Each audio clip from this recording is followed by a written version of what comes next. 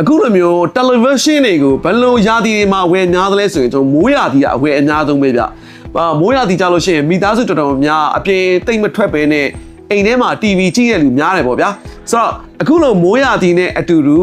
Skyward ကနေပြီးတော့ကျွန်တော်တို့စီကို model အသစ်တစ်ခုရောက်လာပါတယ် model အသစ်ဆိုတော့ညာလည်းပဲဒီ model က factory ကနေပြီးတော့2024အောက်တိုဘာကစပြီးတော့ထုတ်ခဲ့တဲ့ series ဖြစ်ပါတယ်အခုမှကျွန်တော်တို့စီရောက်တယ်ပေါ့ဗျာ okay အဲ့တော့ model number နဲ့ DTB ရဲ့ဈေးနှုန်းကိုတော့အပေါ်မှာရေးပေးထားပါတယ်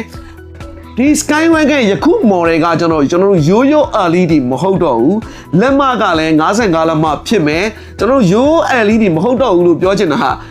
LED ရဲ့အနောက်မှာထွက်တဲ့သူက QLED plus ဖြစ်သွားပြီဗျဆိုတော့နီးပညာအတော်လေးကောင်းမွန်သွားပြီကျွန်တော်တို့ရုပ်ထွက်တွေအသံထွက်တွေကအစကျွန်တော်တို့ရိုးရိုး LED နဲ့မတူအောင်ပို့ပြီးတော့မိုက်လာတယ်ပေါ့ဗျာ QLED ဖြစ်သွားတဲ့အတွက်ကြောင့်ကျွန်တော်တို့ perfect black perfect color ကျွန်တော်တို့မဲစရာရှိရင်ပို့ပြီးတော့ဒီ television မှာပို့မဲပြမယ်အကြောင်းတွေကိုပေါ့နော်ကျွန်တော်ဖြူစရာရှိပို့ဖြူပြမယ်စိမ့်စရာရှိပို့စိမ့်ပြမယ်နီးစရာရှိပို့နီးပြမယ်ဆိုတော့ color ပို့ပြီးတော့ကောင်းလာတယ်ပေါ့နော်နောက်ပြီးတော့သူ့ရဲ့ resolution က 4K ဖြစ်မယ် engine ကလည်းကျွန်တော်တို့ Google engine ဖြစ်သွားပြီဆိုတော့ကျွန်တော်တို့အဖက်ဖက်ကပြည့်စုံတဲ့ TV လို့ပဲပြောရမှာဖြစ်ပါတယ် Netflix တွေ YouTube တွေ Prime Video တွေ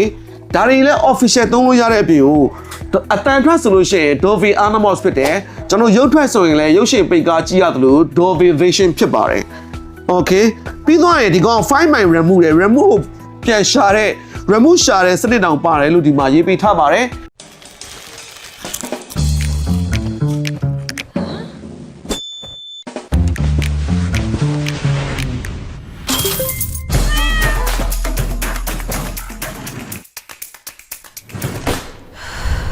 Can't find your remote anywhere?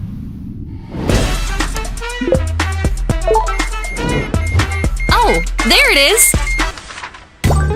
Just press and listen. Never lose your remote at home again.